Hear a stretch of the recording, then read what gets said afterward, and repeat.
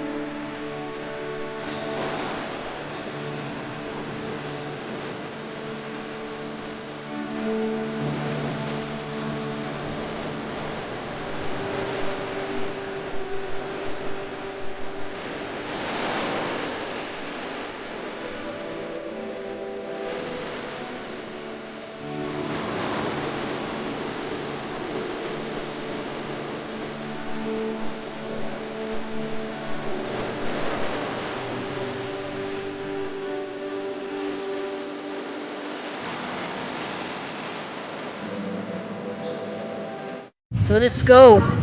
Punta tayo dito sa dulo. Tingnan natin kung anong views meron dito. So yun.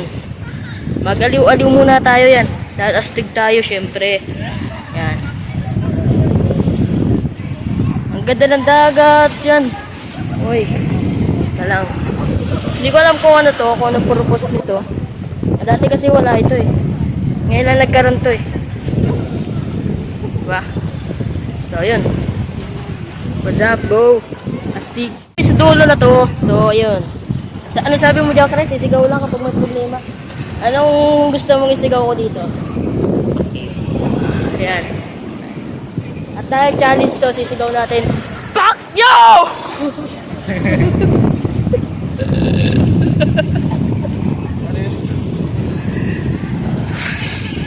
Hoy, challenge accepted.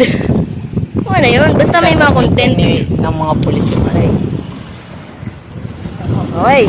Nagawa na natin yung request itong isang to. Dahil astig nga tayo, ginawa natin yun kahit nakakaya. Di ba? So, next, itatapon natin tong cellphone. Ayan, tubag yan. Tapos, ang kukuha itong isang to kasama ako. Diba, balik dito yung cellphone ko. Tapos, dito na natin kung ano yung makukuha nandun sa kababa. So, isa na. Saraan na yan. Pero bago ang lahat, pumunta ka na muna doon sa baba. Abangan mo na. Joke lang. Wawa naman yung kaibigan ko. So, yun, masasabi ko na maganda dito sa B-Park. Yan. Pinagmamalaki to ng Atimunan. So, yun. Magandang puntahan, magandang pasyalan. Yun, wala kang masasabi dito. Masarap ang hangin yun.